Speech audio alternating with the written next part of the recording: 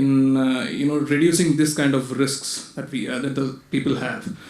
Secondly, to you, sir, I mean, for regarding the health of the workers who have been working in this industry, I mean, definitely it's highly toxic. That's pretty evident now. I mean, yeah, there might not be a law regarding single-use plastic, but shouldn't there be any statute for in labor law, as in that makes sure that the workers that work in such places, have some kind of health and safety precautions or measures required before working into these things? And what kind of regulatory authority looks into it, and how do they make sure that such laws are enacted, even if at all there are such laws in that sense? Thank you.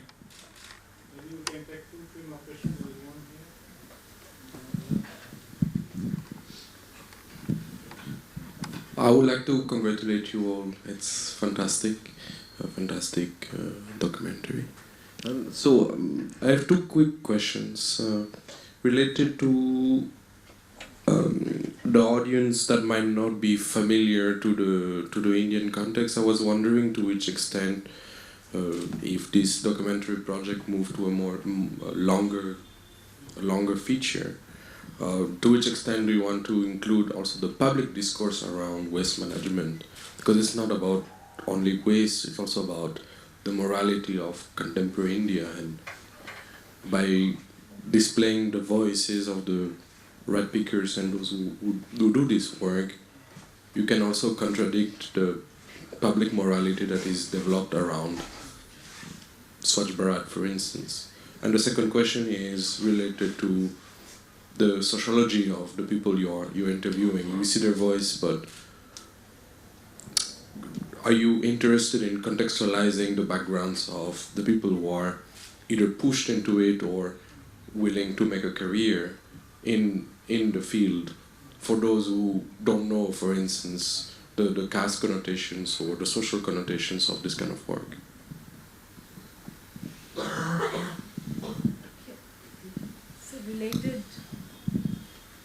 So sort of related with the second question, but just I was curious about what the attitude. I know you said that you had contacts and you'd been interviewing these people, but coming on film and on camera is a very different thing from being interviewed for a research project. So, and I guess we got some clues about it from what they were saying. There was a certain kind of pride that they were taking in their work, a certain positioning of their work. So I'm curious about whether that's really what they think, in the sense that a couple of them said stuff like, isse safai hoti hai. Basically, we're helping clean the environment. Is that really what they think, or is that something that kind of was their entry point into being on camera? I'm not sure what the dynamics of being on film was for these people.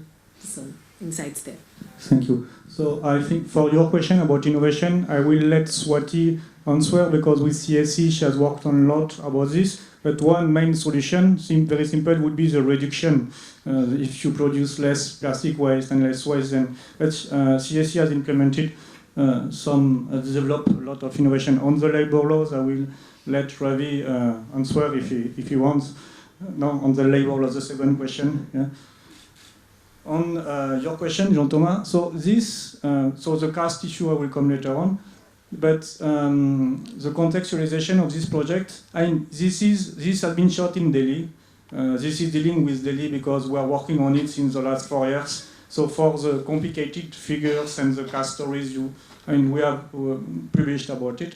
But the aim of this movie is not to, it's not a movie about Delhi, it's really going beyond that. I belong to a researcher group in France where with different researchers are doing exactly the same survey in Paris, in New York, in Nairobi, in Hanoi, and the specificity of the Indian case is that the relegation of these invisible people, these waste workers, is very strong and is accentuated because of the caste factor, of course. But this is more or less also similar in France. In France, in Paris, you have not noticed, but there is this Bifin community. They are also living in the margin of the city, we don't see it. The migrants are coming, they are checking in your garbage, we don't see them. It's similar process. In Hanoi, similar process. In New York, it's similar process. So that was this. So it's not about India only. So that project might go beyond the Indian case because we are in contact with different filmmaking companies, so they are interested into doing it also in Paris, doing it in Hanoi, doing it in different cities. But of course, the specificity of the Indian case is related to your second question, the biography of these people. So we have, when we, in the last 4 years, we have like extensive interview, and we could also collaborate together to extract, the different words, the discourse that they have.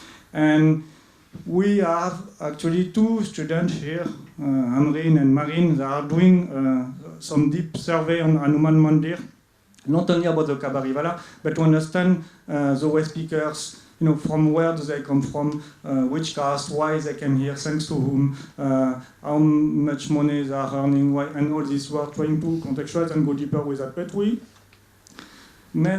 have 2-3 good friends among these Kabarivala, and we understand their life.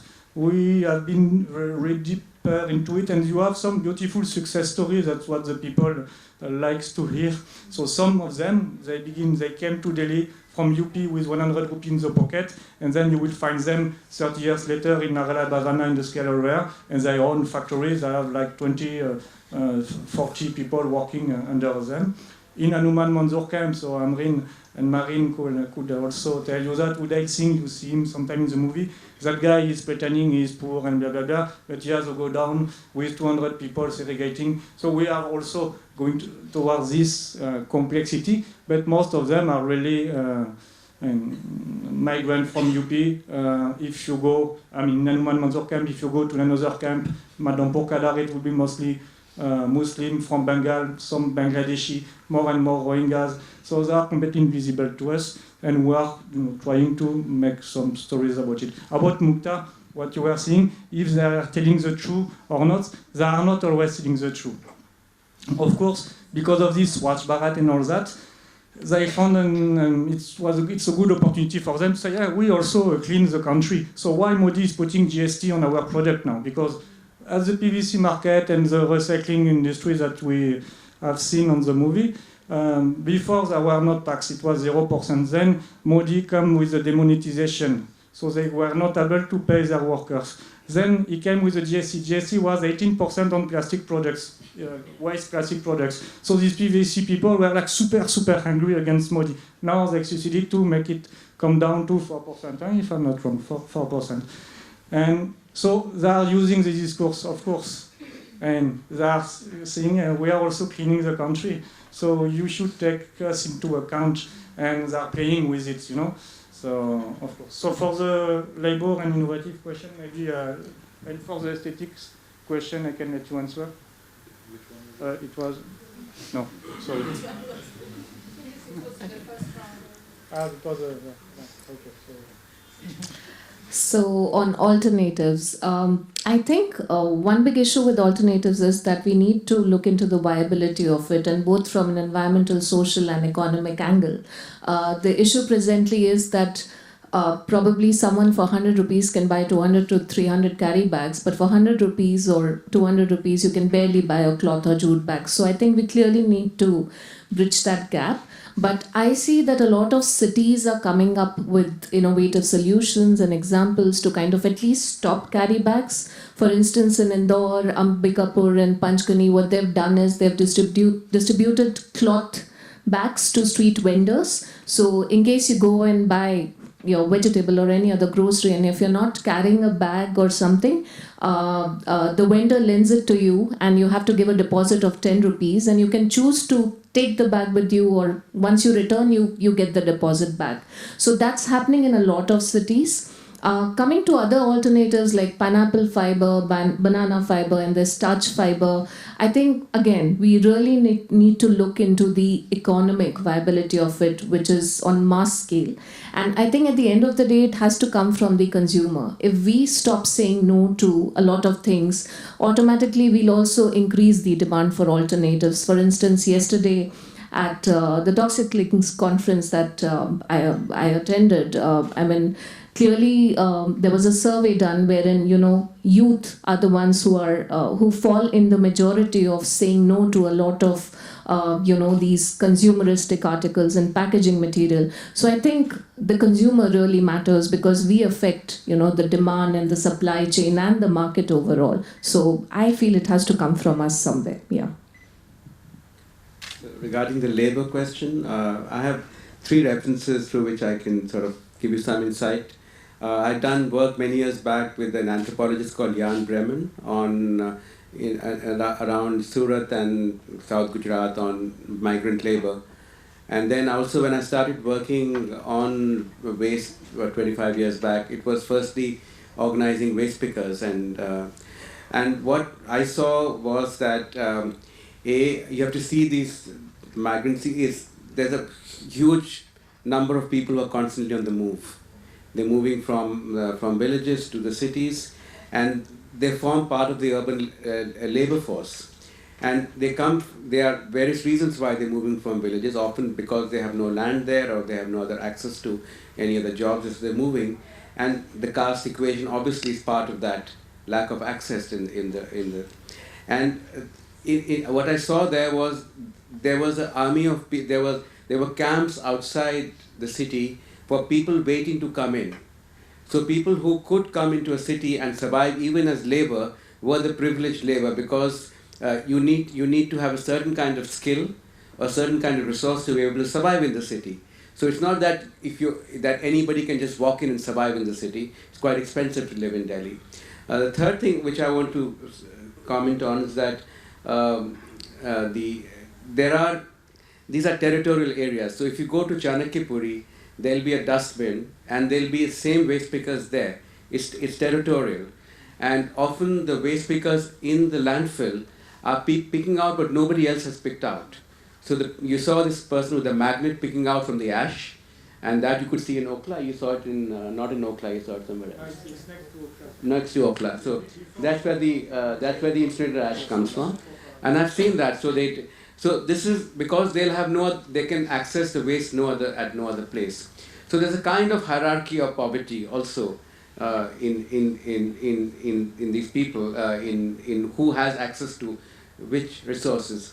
And the work I did with the waste pickers for several years earlier, and we were organizing them, and they didn't want to be waste pickers. They all requested, can you have a driver's license made for us? Because they needed an identity. Now, you can't get a driver's license without some kind of documentation. So they really wanted to shift out from that. Of course, now there is sort of a lot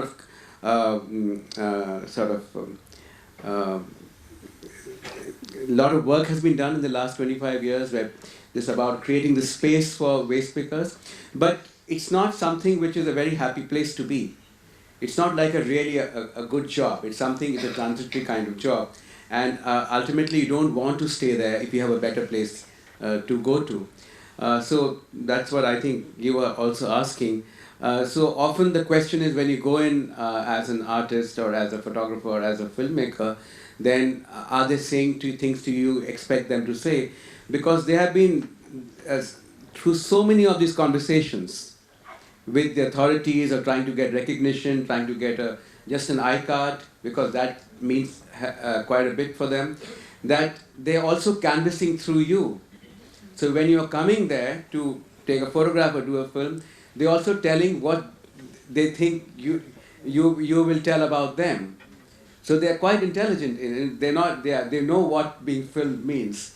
So it's quite complicated, and I can understand the difficulty you would have in sort of penetrating the veil and telling what kind of story you want to tell about us.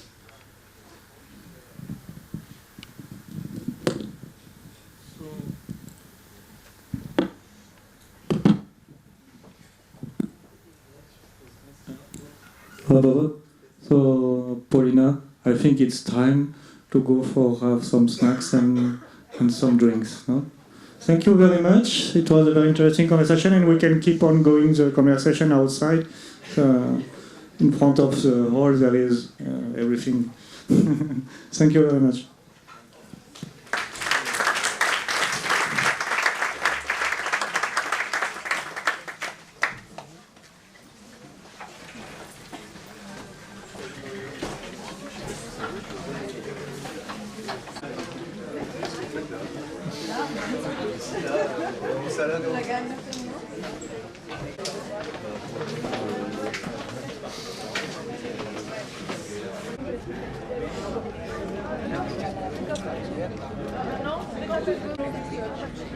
What are you doing on waste? Looking at urban planning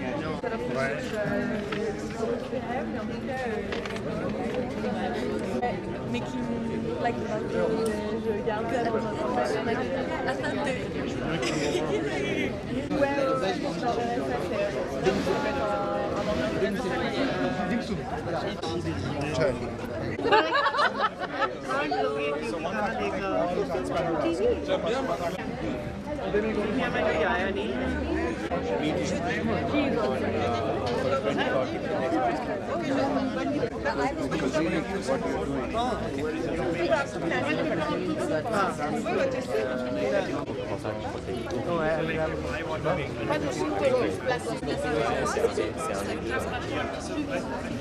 c'est qui le deuxième?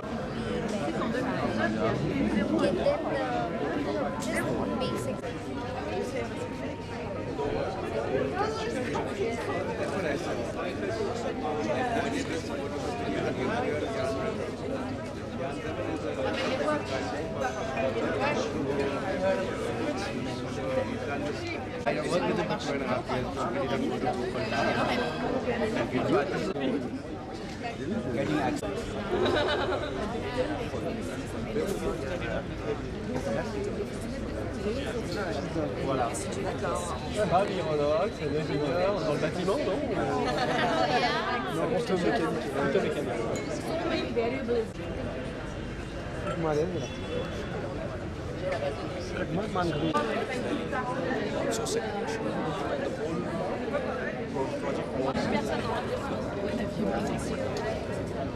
T'as pas des